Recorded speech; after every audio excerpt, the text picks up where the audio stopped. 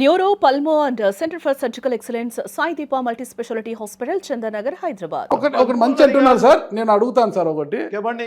మీరు ఫీల్ కావద్దండి. మంచి అంటే దశల వారీగా మద్యపానాన్ని నిషేధిస్తూ ఎన్నికల నాటికి 2024 ఎన్నికల నాటికి 5 నక్షత్రాల హోటళ్లకే పరిమితం చేశారని అని హామీ ఇచ్చిన జగన్మోహన్ రెడ్డి గారు ఎక్కడ చేశారు? మద్యము నిషేధం పేరిట సొంత కంపెనీలను, సొంత డిస్టిలరీలు పెట్టి మీ పార్టీలోని కొంతమంది నాయకులకు దారదత్తం చేసి వాళ్ళు దాని ద్వారా ఆదాయం పెంచుకోవడము, అసలుకి బ్రాండ్ ఇష్టానుసారం బ్రాండ్లు మార్కెట్లోకి తీసుకొని రావడము, మొత్తం కూడా జే బ్రాండ్స్ అన్నారు కదా, అవి ఒక మంచి పని చేయడం అంటారా? అంటే చిన్న చిన్న లోపాలను చూపించి అమ్మ ఒడి, ఆసరా లాంటి పథకాలను రద్దు చేయడం అంటారా? అసలు ఏం మంచి పని చేశారని చెప్పండి. ఒక వర్గానికి మంచి చేశారు మీరు డీబీటీ ద్వారా, మరొక వర్గం జగన్మోహన్ రెడ్డి గారు ముఖ్యమంత్రి అయిన వెంటనే ప్రైవేట్ స్కూల్ యాజమాన్యాలు మొత్తం కూడా ఆయన పతనాన్ని కోరుకున్నాయి. కాంట్రాక్టర్లు అంటే భార్యల పుస్తకాలను తాకట్టు పెట్టి వర్కులు చేసిన కాంట్రాక్టర్లకు బిల్లులు చెల్లించకపోతే వాళ్ళు కూడా ఆయన నాశనాన్ని కోరుకున్నారు. అసలుకి రాజధాని అమరావతి, ఆ పరిధిలోని మొత్తం నియోజకవర్గాలను మీకే పట్టం కట్టాయి. రాజధానిని అక్కడ కాకోకుండా విశాఖపట్నంకు తరలిస్తే అమరావతి ప్రజలు కూడా ఆయన ఓటమిని కోరుకున్నారు. విశాఖపట్నం వాసులు మాకు రాజధాని వద్దంటూ కూడా బలవంతంగా రాజధాని తీసుకపోతే వాళ్ళు వద్దన్నారు.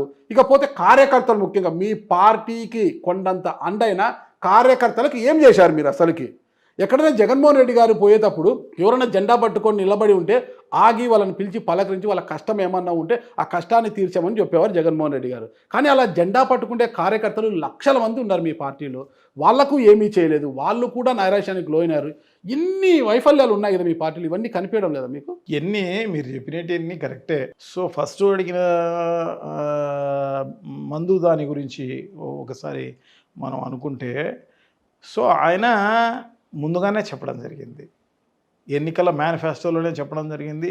ఆయన అంతకుముందు జరిపిన ఓదార్పు యాత్ర అయితేనేమి, ఇవన్నీ కూడా అన్ని దానిలలోనూ ఆయన చెప్పుకుంటూ పోవడం జరిగింది అన్నమాట. షాక్ కొట్టే విధంగా రేట్లు ఉంటాయి, సో తప్పకుండా ఇది దశల వారీగా రద్దు చేసే కార్యక్రమం చేస్తాం. సో ప్రజల బాగు కోసమే జగన్మోహన్ రెడ్డి గారు చేయడం జరిగింది. సో ప్రజలు మందు తాగకూడదు, దురలవాట్లు మంచివి కావు. సో ఇవన్నీ కూడా మనము, ఆయన మంచివాడు కాబట్టి కొత్త కొత్త బ్రాండ్లు సార్, అసలు ఊరు పేరు లేని బ్రాండ్లు తీసుకొచ్చారు. అసలు పరాయి రాష్ట్రం నుంచి ఏపీలోకి వస్తే మందు తాగాలంటేనే భయపడే పరిస్థితి. వామ్మో ఏపీ మందు వద్దురా బాబు అని అక్కడి నుంచి ఎట్లా వాళ్ళు దొంగచాటుగా బాటలు తెచ్చుకొని తాగే పరిస్థితి ఉంది. ఇప్పుడు మీరు కూడా ఆ పచ్చ మీడియా మాయలో మీరు కూడా అదే విధంగానే ఉన్నట్టున్నారు అన్నమాట. ఏ మాయలో లేదు సార్, అడుగుతున్నా. మీరు దాంట్లో నుంచి బయటికి రాలేదు. Okay sir. సో ఈ బ్రాండ్లన్నీ కూడా చంద్రబాబు నాయుడు గారు ఇచ్చిన బ్రాండ్లే. ఆయన పోయి ఆ కాపీ ఫైల్ తీసి ఒకసారి చూడండి, ఈ జగన్మోహన్ రెడ్డి గారు ఇచ్చిన బ్రాండ్ల నేమ్స్ ఒక్కటి చెప్పండి. ఇవన్నీ కూడా అసెంబ్లీలో చెప్పడం జరిగింది జగన్మోహన్ రెడ్డి గారు, ఇవన్నీ చంద్రబాబు నాయుడు గారే ఇచ్చిపోవడం జరిగింది. సో దాన్ని కొనసాగించడం జరిగింది తప్ప ఇంకో రకమైన కార్యక్రమం లేదు. ఓకే. సో వాళ్లకు ఆ పచ్చ మీడియా ఉన్నందువల్ల, ఆ ఛానల్ ఉన్నందువల్ల, సో ఆ రకమైన ప్రచారం చేసినందువల్ల మీకు పచ్చ మీడియా, బులుగు మీడియా రెండు సరిపోయినాయి. బ్లూ మీడియా అనేది కాదు, కానీ అది ఉన్నది తక్కువ కదా. ఓకే. ఎక్కువగా ఉన్న ఛానళ్ళు, ఎక్కువగా ఉన్న పేపర్లు ఉన్నాయి కాబట్టి అవి కొంత ఎక్కువ ప్రచారం ప్రజల్లోకి పోయే కార్యక్రమం జరుగుతుంది అన్నమాట. అంతే తప్ప నుంచి వేరేయంలా. సో ఇప్పుడు అది కూడా ఆయన చెప్పింది పూర్తిగా నిషేధం చేస్తామని చెప్పిన, అందుకోసమే ఆయన నేను ఏదైతే మేనిఫెస్టోలో చెప్పడం జరిగిందో దాంట్లో నేను 98.5% మాత్రమే చేయడం జరిగింది, 100% చేయలేదు అని చెప్పడం, అదే మిగిలిపోయింది. అది వాస్తవం. ఇది మాత్రమే మిగిలిపోయింది. అది మొత్తం పైన దానికి ఉన్న బ్రాంచెస్ ఉంటాయి ఒక్కొక్క బ్రాందీ షాపుకు, అవన్నీ కూడా కట్ చేయడం జరిగింది, అదంతా పోవడం జరిగింది. బెల్ట్ షాపులు. సో ప్రభుత్వం ఆధ్వర్యంలో బ్రాందీ షాపులు పెట్టడం జరిగింది. సో అవన్నీ కూడా జరగడం జరిగింది అన్నమాట. సో ఇవన్నీ కూడా ఏదైనా కూడా ఎక్కువ అంటే మీరు చెప్పినట్టుగా బ్రాండెడ్ అన్నీ కూడా అవైలబుల్ ఉన్నాయి. సో అవన్నీ కూడా ప్రీమియం బ్రాండ్స్ అన్నమాట. అవి ప్రీమియం బ్రాండ్స్ కాబట్టి వాళ్ళకు అందుబాటులో ఉండకపోయి ఉండొచ్చు. అందుకని ముందుగానే చెప్పడం జరిగింది జగన్మోహన్ రెడ్డి గారు, షాక్ కొట్టే విధంగా బ్రాందీ రేట్లు ఉంటాయి, సో మీరు మానుకోండి. ఈ రోజు కాకుండా రేపైనా మానుకోండి. అదే మందు బాబులు మీకు షాక్ కొట్టించారు కదా. ఉండవచ్చు, కొంత పర్సెంటేజ్ దాంట్లో ఉండవచ్చునంటారా? ఉండవచ్చు. పోనీ మరి కార్యకర్తల విషయం ఏంటి? కార్యకర్తలు ఏమాత్రమే పట్టించుకున్నారా? కార్యకర్తల విషయం అంటే డెఫినెట్గా కార్యకర్తలకు ఇంకా మంచి చేసి ఉండాలి. పార్టీ పెట్టినప్పటి నుంచి జగన్మోహన్ రెడ్డి గారు ఏదైతే కాంగ్రెస్ పార్టీ నుంచి బయటకు వచ్చి వైఎస్ఆర్ కాంగ్రెస్ పార్టీ ఏ రోజైతే పెట్టడం జరిగిందో ఆ రోజు నుంచి వాళ్ళు పాపం నిన్నటి వరకు ఈ రోజు వరకు కూడా వాళ్ళు కొనసాగుతున్న పరిస్థితి అన్నమాట. వాళ్ళు మన ప్రభుత్వం వస్తే ఏమేమో జరుగుతాయిలే అని చెప్పేసి ఎక్స్పెక్టేషన్స్ హైగా ఉంటాయన్నమాట. కరెక్ట్కు అంటే ఏదైతే ఒక సినిమా ఏదో అంటారనమాట, ఒక సినిమా సూపర్ హిట్ అని చెప్పేసి ముందుగానే ఊహించి మనం సినిమా హాల్ లేకపోతే ఆడ కొంత బాగలేకపోయినా కూడా మొత్తం అటర్ ఫ్లాప్ అయినట్టు ఆ రకంగా జరుగుతా తప్ప ఇంకో రకమైన పరిస్థితి కాదు. వాళ్ళు బాగా ఎక్స్పెక్ట్ చేసినారు. వాళ్ళు 5 ఏళ్ళ ముందు చూసినారు, 2014 వరకు చూసినారనమాట. 2014లో అధికారంలోకి రాలేకపోవడం జరిగిందనమాట. 67 సీట్లు రావడం జరిగింది. సో మళ్ళా వాళ్ళేమీ వెనక్కి పోలేదు.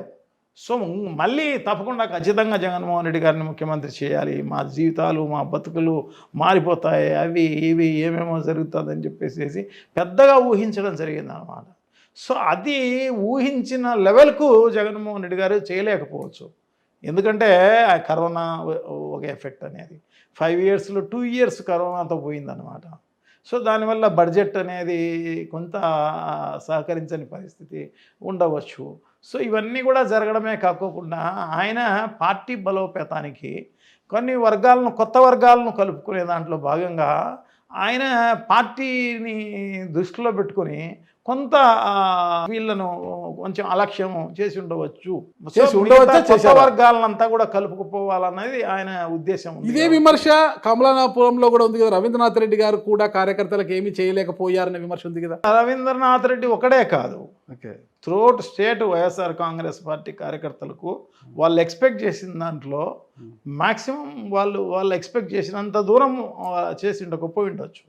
అంతేగాని తప్పకుండా నా నియోజకవర్గంలో అయితేనేమి మిగతా అన్ని నియోజకవర్గాల్లో బాగానే అవకాశం ఉన్న మేరకు మేము హెల్ప్ చేయడం జరిగింది. ఓకే, అంటే అవకాశం ఉన్న మేరకు అంటే వాళ్ళకు బిల్లులు సరిగైన టైంలో రాకపోవడం అనేది ఒకటి. సో ఆ రకమైన పరిస్థితి. ఎందుకంటే అందరూ నాయకులు, ఎందుకంటే జగన్మోహన్ రెడ్డి గారు ఉన్న ఎన్ఆర్ఏజెస్ డబ్బులను దాన్ని ఈ ప్రభుత్వానికి ఆస్తులు కల్పించాలి.